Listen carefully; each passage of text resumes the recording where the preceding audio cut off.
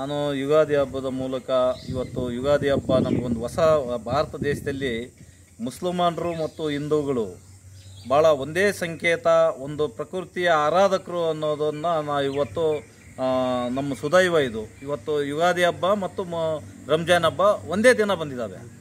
ಈ ಒಂದೇ ದಿನ ಬಂದಿರೋದು ಅನ್ನುವಂಥದ್ದು ಇದೆಲ್ಲ ನಮ್ಮ ಮೂಲಜರು ಮನುಷ್ಯತ್ವವನ್ನು, ಮನುಷ್ಯರನ್ನು ಗೌರವಿಸುವಂಥದ್ದು, ಪ್ರಕೃತಿಯನ್ನು ಗೌರವಿಸುವಂಥದ್ದನ್ನು ಇವತ್ತಿನ ದಿನ ಒಂದೇ ದಿನ ಬಂದಿರೋದ್ರಿಂದ ನಾವು ತುಂಬ ಇದನ್ನು ಯಶಸ್ವಿಯಾಗಿ ಮುಸಲ್ಮಾನರು, ಹಿಂದೂಗಳು, ಯಾವ ಜಾತಿ ಧರ್ಮ ಯಾವುದು ಎಲ್ಲರನ್ನು ಗೌರವಿಸಿ ಎಲ್ಲರೂ ಪ್ರೀತಿ, ವಿಶ್ವಾಸ, ಸಹನೆ, ಸಹಬಾಳ್ವೆಯಿಂದ, ಐಕ್ಯತೆಯಿಂದ ದೇಶವನ್ನು ಕಟ್ಟೋದರಲ್ಲಿ ಎಲ್ಲರ ಪಾತ್ರ ಇರಲಿ.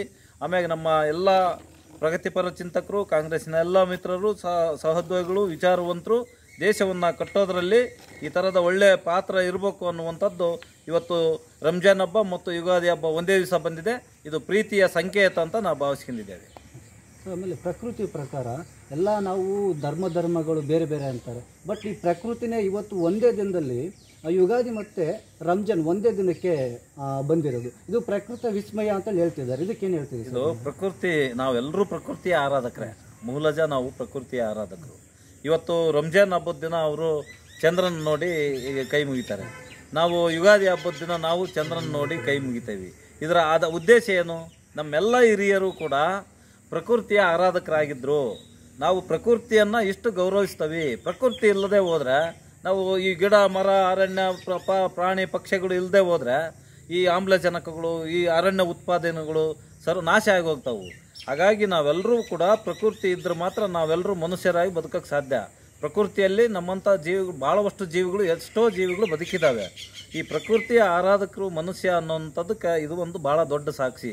ಚಂದ್ರನನ್ನು ಈ ಮುಸಲ್ಮಾನರು ಚಂದ್ರನನ್ನು ನೋಡ್ತಾರೆ, ಹಿಂದೂಗಳು ಚಂದ್ರನನ್ನು ನೋಡ್ತಾರೆ. ಒಂದು ದಿನ ಹೆಚ್ಚು ಕಡಿಮೆ ನೋಡ್ತಾರೆ. ನಾಳೆ ಮುಸಲ್ಮಾನರು ನೋಡ್ತಾರೆ, ನಾಡ್ದ ಹಿಂದೂಗಳು ನೋಡ್ತಾರೆ. ಅಂದರೆ ನಾವೆಲ್ಲರ ನಿಮಗೆ ನಾನು ಕೇಳ್ತಾನೆ, ಇದು ನಮ್ಮ ಮೂಲಜರ ಉದ್ದೇಶ ಏನಾಗಿತ್ತು? ಪ್ರಕೃತಿಯ ಆರಾಧಕರು ಅಂತ.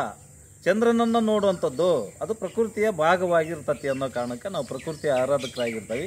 ಇಲ್ಲಿಂದ ನಮ್ಮದು ಹೊಸ ವರ್ಷದ ಆರಂಭ ಅಂತ.